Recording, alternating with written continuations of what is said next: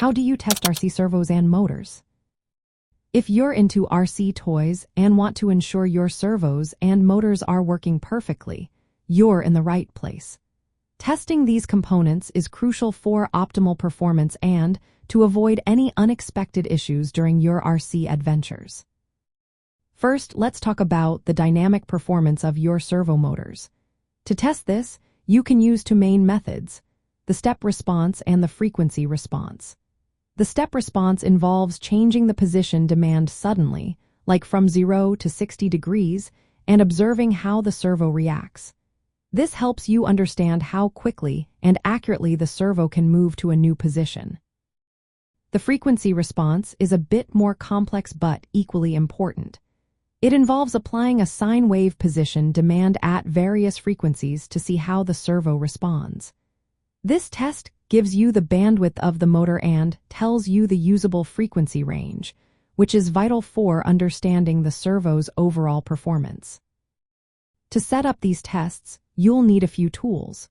You'll requiring a position sensor, which might not be easily accessible on the servo itself, so you might need to attach a relative encoder.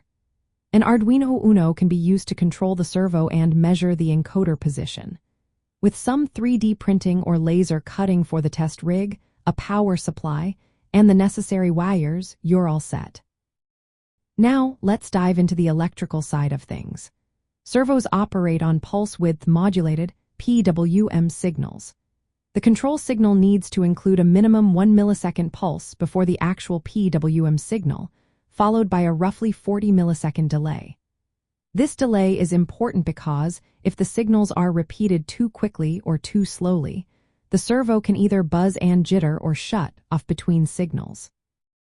When it comes to troubleshooting electrical issues, you'll need to check for shorts or open circuits in the servo motor. Start by disconnecting all power to the servo to avoid any injury. Use a megometer, ohmmeter, or multimeter to test the resistance of the wires. For example, using a megometer, place the positive lead on one of the wires, T1, T2, or T3, and the negative lead on the ground. Each phase should measure between 600 to 2000 megaohms. If you get a reading of 0 or a low resistance, you likely have a short circuit. To test for shorts between phases, you'll need to check the connections between T1 to T2, T2 to T3, and T1 to T3. You should see a range between 0.3 and to 0.0 ohms, with 0.8 ohms being the average. A reading of 0 indicates a short, while an infinite or very high reading indicates an open circuit. If you're modifying a servo to act like a normal DC gearhead motor, you'll need to remove the control horns and modify both the mechanical and electrical mechanisms. However, be aware that removing the feedback loop can cause the servo to creep or vibrate.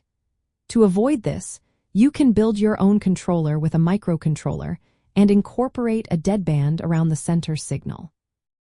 In summary, testing your RC servos and motors involves a combination of dynamic performance tests and electrical checks.